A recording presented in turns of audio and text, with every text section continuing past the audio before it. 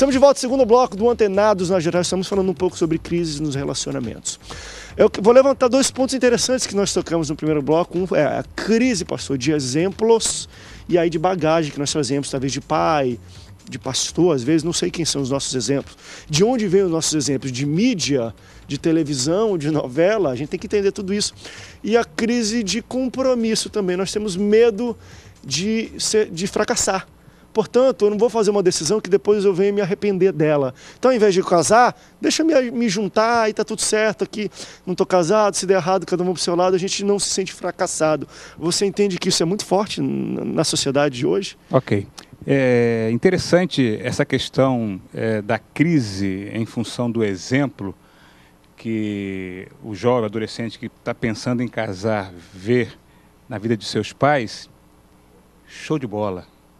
Eu diria que é show de bola no bom sentido. Uhum. É lógico que ele não gostaria que a sua família, que os seus pais vivessem da forma que estão vivendo, que fosse esse mau exemplo.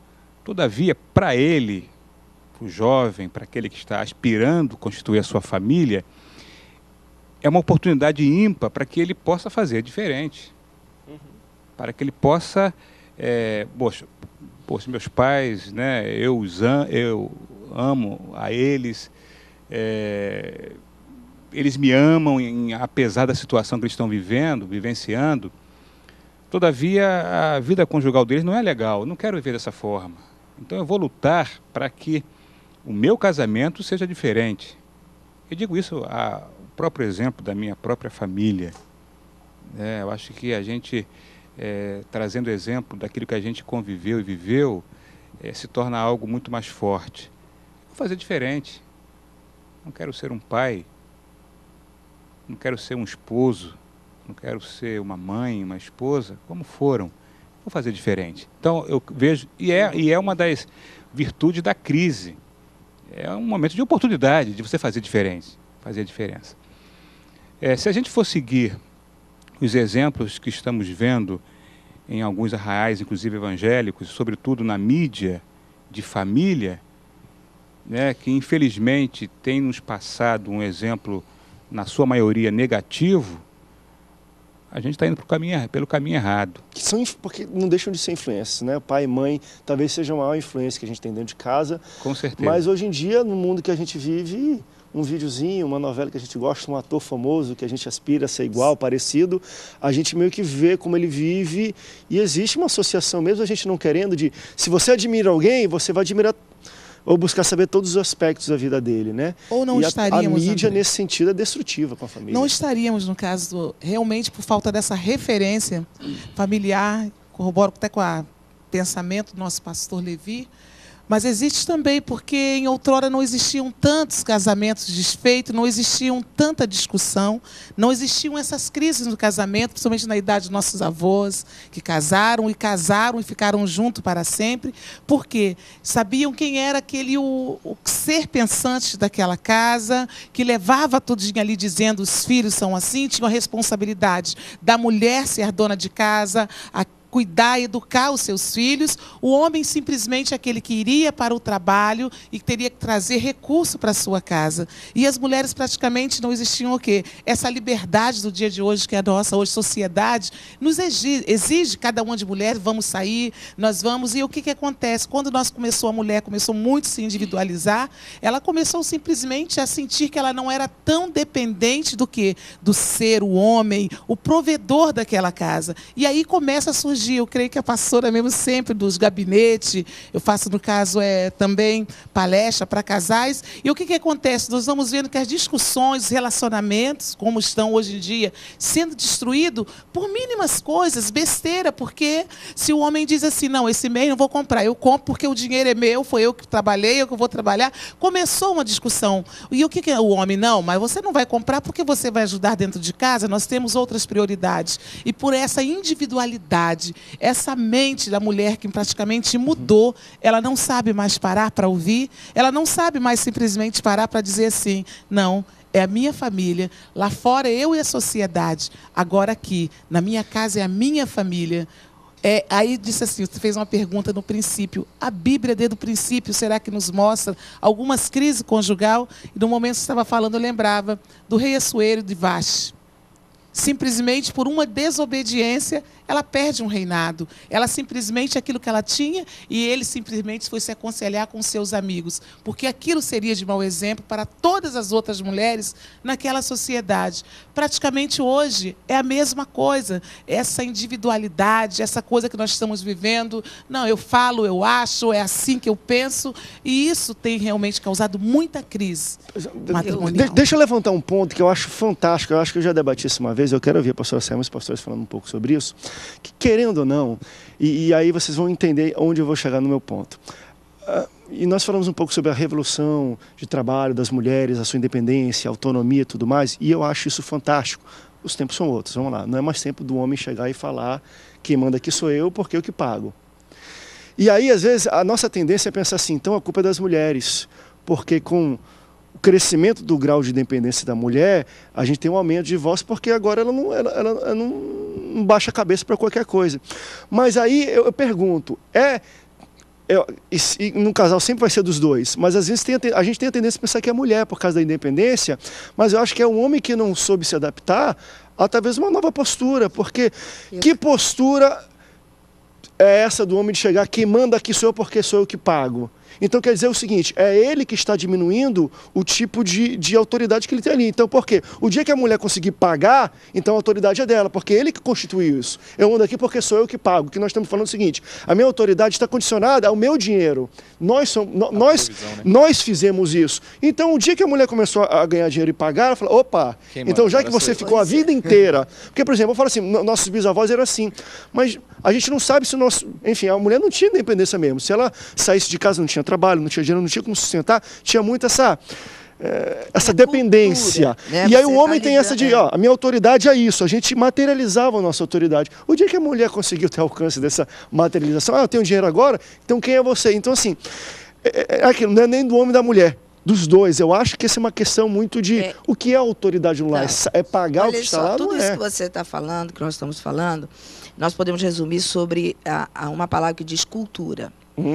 Existe uma cultura na minha casa, na sua, e nós trazemos o padrão de cultura, né? E o que as pessoas não sabem? Que dependendo da época, né, a própria evolução vai aí falando, as melhorias que vem acontecendo, você vê que essa cultura ela vai tendo uma mudança. E o homem, né? Eu não digo homem, eu digo homem, mulher. Alguns acompanham, outros não. E firmam a sua autoridade, muitas das vezes, na moeda, na espécie. Acha que isso é autoridade, porque isso é uma bagagem que vem de lá. Opa. A mulher, olha só a cultura antepassada, né? A mulher fica em casa eu vou prover. Mas olha só que coisa interessante. Quem ficava em casa para armar as tendas, cuidar de tudo, era a mulher. O homem saía para caçar, voltava, sentava, ficava lá batendo papo. A mulher que provia para o homem, né? Vamos dizer assim, então, né? vamos dizer, naquela época, então, se nós trouxermos para hoje, a mulher era o pedreiro. A mulher era o ajudante de obra. A mulher que tocava a base. Então, qual é a cultura hoje? O homem que levanta a casa. Então, tem algum desequilíbrio aí, querido. Porque antigamente quem pegava na massa era a mulher. Quem saía para caçar e trazer a comida era isso, mas quem dava estrutura da casa era a mulher. E hoje... Analogia, homens, vamos para o supermercado fazer compras e tem... Brincando. Mas tem muito isso. Fazer compras é coisa de mulher. Eu vou falar uma coisa para você, não é porque... Quer dizer, quem faz compra em casa sou eu, por incrível que pareça. Né? Mas isso é uma questão... Não, é porque minha mulher não gosta mesmo. Eu chego, não tem nada para comer, amor... Ou será porque ela não exata? Mas ela cozinha bem. Porque em casa é assim, o meu marido gosta de fazer compra, porque ele vai pesquisar preço. Eu não, vou pegando no carrinho. Então ele diz assim, não, deixa que eu faço. Eu já entendo porque que ele gosta de fazer, né? Eu vou estudar da economia, exatamente. Fazer um adendo aqui. Eu estive na primeira igreja batista de Campo Grande no domingo passado e eu ouvi uma missionária falando que tudo aquilo que vai contra os princípios de Cristo não é cultura. Achei interessante. Né? Ou seja, a gente tem que pautar a nossa vida naquilo que a palavra de Deus nos ensina. O que Cristo nos ensinou em relação ao cuidado da mulher, né, ao cuidado da família. Então, é só um adendo em relação à palavra da pastora Selma. Mas, voltando à palavra da pastora Eva, quando ela comentou que no passado nossos avós, nossos pais, né, a gente via nas igrejas, no mundo geral, poucas separações. Beleza, realmente isso é verdade. Isso é verdade. Todavia, eu vejo que hoje, ou talvez mesmo no passado, as famílias, os casais, as relações eram de aparência. É de aparência, né?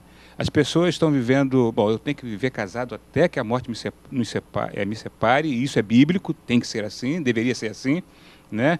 Mas a gente vê dentro da própria igreja muitos casais vivendo de aparência, em função da palavra bíblica. Isso não é casamento. Eu vejo lá na igreja, né, e por onde eu passo, e os irmãos também devem observar, que os casais estão dentro de casa separados.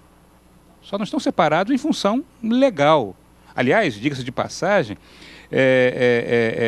hoje se observa muito crescimento, há muito divórcio, e eu vejo da seguinte forma: a lei favoreceu o casamento. Sim. Né? Se tornou mais fácil as pessoas se casarem. Muitas pessoas conviviam juntas no passado, não eram casadas. Hoje se casa com facilidade e, pasmem, se separa com muito mais facilidade. É só ir no cartório, não precisa nem de advogado. Então, a gente percebe que hoje há esse crescimento do divórcio também em função, né, da facilitação que os governantes estão dando para isso. Você sabe por quê? Embora